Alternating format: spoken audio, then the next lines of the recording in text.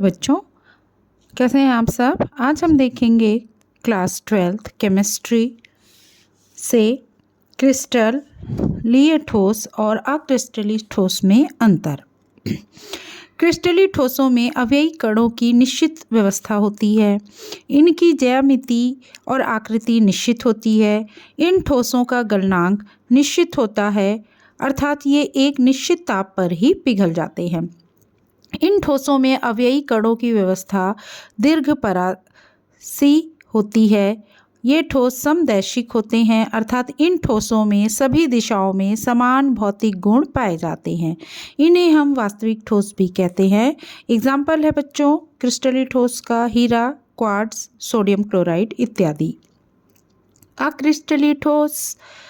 अक्रिस्टलीय ठोस में अव्ययी कणों का निश्चित व्यवस्था नहीं होता है। इनमें ज्यामिति और आकृति निश्चित नहीं होती है। इन ठोसों का गलनांक निश्चित नहीं होता है। इनके लिए गलनांक ताप की एक रेंज होती है और इस रेंज में से ठोस पिघलते हैं। इन ठोसों में अव्ययी कणों की व्यवस्था लघुपरासी होती है। ये ठोस विषमदैशिक होते हैं, अर्थात इन ठोसों में सभी दिशाओं में अलग अलग भौतिक गुण पाए जा सकते हैं। इन्हें अतिशीतित ठोस या आभासी ठोस भी हम कहते हैं। अब इसका एग्जाम्पल हम देखेंगे कांच, जेल, प्लास्टिक, पॉलीमर इत्यादि। तो ये था बच्चों हमारा क्रिस्टलीय और नॉन क्रिस्टलीय ठोस।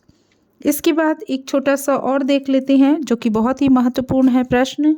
वह है आपका पूर्तिरोधी और रोगाणुनाशी क्या होता है।